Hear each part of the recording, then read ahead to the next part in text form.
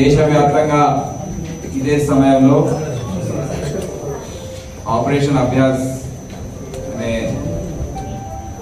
ఏదైతే కేంద్ర ప్రభుత్వం ఆదేశించిందో దానికి నిమిత్తం 4 గంటలకు సైరన్ మోగించడం జరిగింది. 2 నిమిషాల పాటు సైరన్ కొనసాగింది.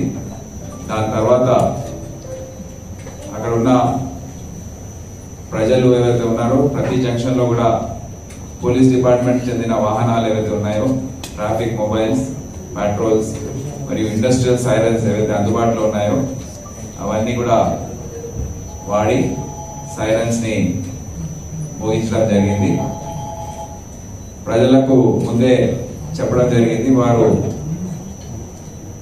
ఎక్కడైతే ఉన్నారో అక్కడే ఉండాలని, ఎవరైతే ఇళ్లలో ఉన్నారో ఇళ్లలో ఉండవలసిందిగా, ఎవరైతే వ్యాపార సముదాయాల్లో ఉన్నారో అక్కడ ఉండవలసిందిగా, రోడ్డు పైన వెళ్ళేవారు అవకాశం వస్తే అందుబాటులో ఉంటే అక్కడ దగ్గరలో ఉన్న సెల్లర్స్ కానివ్వండి, బిల్డింగ్స్ కానివ్వండి దాంట్లోకి వెళ్ళాలని.